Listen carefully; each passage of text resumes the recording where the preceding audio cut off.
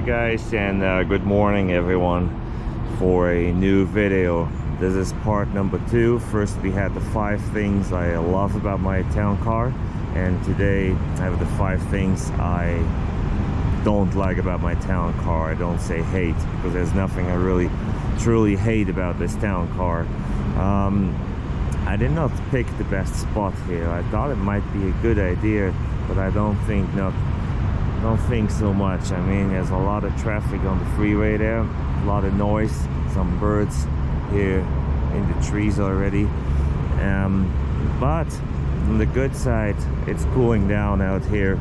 So at night it cools down in the 60s. Now it's already in the 70s, but we're getting there. That hot weather will come to an end. All right, let's jump right in. The first thing I don't like as much about my town car is the back seat, and I'll explain why. It's just the packaging of the car is not great at all. Now, some airplanes. Packaging of the car is not great at all. It's a pretty big car, but the room on the back seat is not all that great. Like my Mercedes is a little bit shorter than this, not much, but it is, and there's a lot more room, a lot more leg room in the back seat. The headroom is fine though, but the leg room is much better than this. So the packaging is pretty poor for a big vehicle of this size. That's one you used to take a Crown Vic, a cab. The cab driver usually sat pretty front, or maybe it was kind of like a small guy anyways, but that they couldn't have much room in the front because of the back seat. Let's jump in and look at it. Gotta remove this here. Alright. This is the position where I sit in the front seat. So it has the easy exit thing, and that's not activated right now. I made sure so that we can see what it looks like. And I'm not sure if I have the child log on, so I'm not going to close the door. I don't want to be locked in here. Alright, you can see my legs fit in, no problem there. My feet fit underneath the seat, no problem there. It's not horrible, but like I said, for a big vehicle of this size, could be a little bit more wiggle room here. So the headroom is really good though. I mean, I have a lot of headroom, so there's no issue there. I wish I could close that door here. Well, anyways, the seat itself, the bench, it's nice and soft, the leather, no complaints there as well. There's some climate. There's not much here. There's just some vents here for the heat or your AC. There's the rear window. It looks pretty small when you sit back here, doesn't it?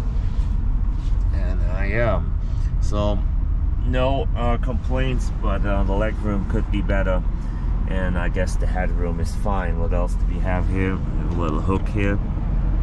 Guess it's good. We have our handle and a reading light, a map light, like they used to call it. Now, I'll give you, this is not the L version. This is the standard version of the town car. So the L version would have more room, I know that. And to be fair, my Mercedes is the L version. It's the longer Mercedes, but still, smaller vehicle, more room. I think you got that concept. Okay, so that was number 1. Here we go for number 2. Number 2 is right in here. It's the engine. Well, this is a very reliable engine, very smooth running too, as you can hear. It is not a very performant engine. I mean, it's not bad, it does the job, but when you drive it, for me, it lacks some power. You will say, well, this is not a race car, you can just cruise along.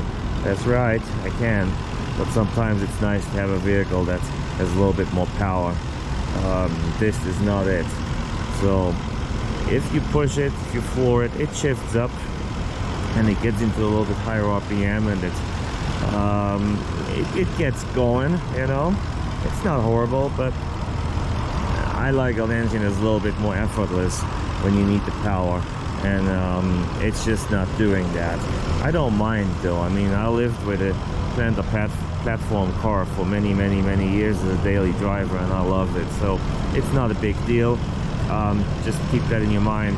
This is not a car that is very performant or fast, so that is my number 2. Well, saying my number 2 sounds funny too, but you know what I mean. My number 2 on the list. Okay, let's hop in the vehicle for a moment.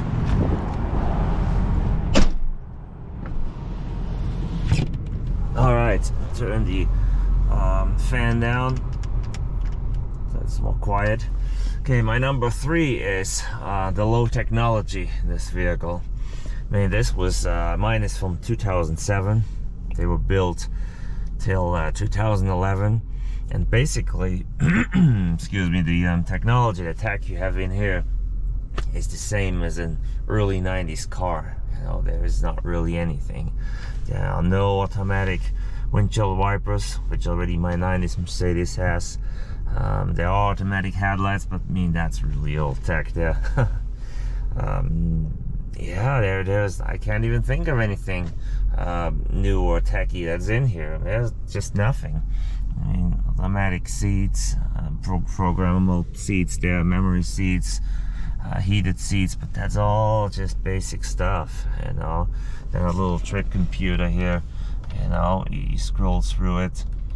It's not, yeah, it doesn't excite anyone, you know, if you look at that.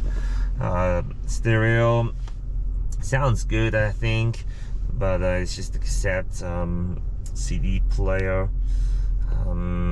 You could get this with a nav system though, with the THX system, I believe. Never seen I never seen any for sale, or maybe have gotten it to try it, but it's so outdated, probably no fun to use.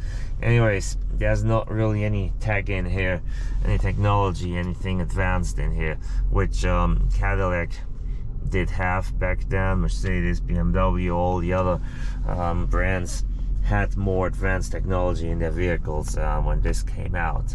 So yeah, if you like some gimmicks in your vehicle, then this might not be it, because this does not have any. I mean, here you can be lucky to have a light in your glove box or in your visor here. There's just one. And of course there's a light in here, and mine is orange because I put an orange LED bulb in, but it came with a white standard bulb. So that's it. Yeah, no tag in here. That can be a good thing. If there is no tag, it can't break. But if you like to play around, have some more gimmicks, you definitely want that, you know. That's definitely something you want to have. And the steering wheel has basic functions in here. And recently I watched a video, and he said he was so excited that his Toyota, can't remember what it was an older Camry, I think, has the temperature on the steering wheel. Well, guess what? You got it in a town car too, so you don't need to be excited over a Camry with temperature buttons on your steering wheel. I guess you can be excited if you want to, if that's what you like. Okay, no tech. That is my number 3. Here's my number 4, and this is a Ford problem. The quality of these wheels here. I mean, they're chromy, but can you see how they peel? They're peeling here, peeling here. They're already way peeled down inside. So we can go look at another one. I mean, that's something. A vehicle like this one here, low mileage, it shouldn't happen. If you have a vehicle with 40,000 miles, look at that. Who mostly drove in good weather, hasn't seen many winters. Oh, there's an airplane flying over.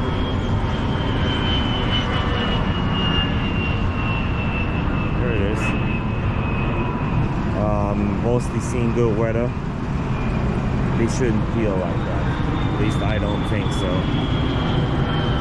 What's going on here? Alright.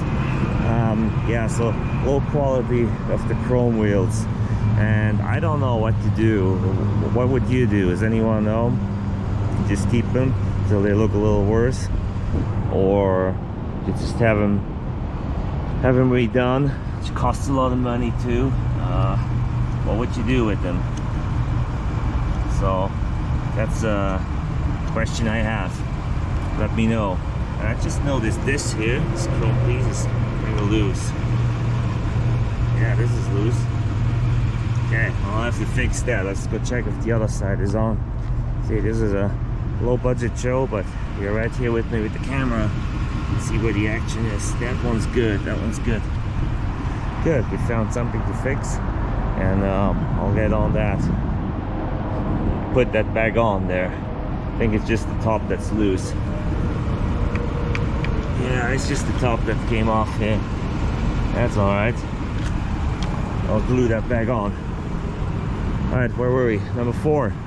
So let's go into number 5. My number 5 is this here, the plastic wood. I mean, it looks good. I think it does look good for what it is. It looks good. I like the whole design of the dash too. I think it looks elegant. But for a vehicle of this price class back then, a brand that claimed to be a luxury brand, or claims to be a luxury brand, I say claimed because I'm talking about 07 when it was built, the wood should have been real, at least most of it. Shouldn't put plastic wood in here. So I think that's why a lot of people prefer to buy European luxury cars. They want a real wood and the real deal. Of course, not all European cars have real wood, I know that, but I know a lot of them do, and I know which ones do, but that's a different topic.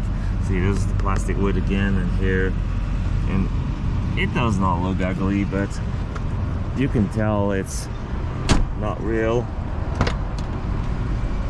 And yeah, it would have been good to have some real wood there. I mean, enough with the little lids and everything, but the main pieces, just a thought. Yeah, but this is really pretty, the Lincoln. So there's a lot of good about the car, and like I said, there's nothing I hate. A couple things I don't like as much, and that's what this video is about. It's just for entertainment, and you tell me what you think. I hope you like the videos. I hope you like the town car, and we'll get out more videos soon. So hang in there, let me know what you think. Subscribe, like, and please do post a comment, and I'll see you soon.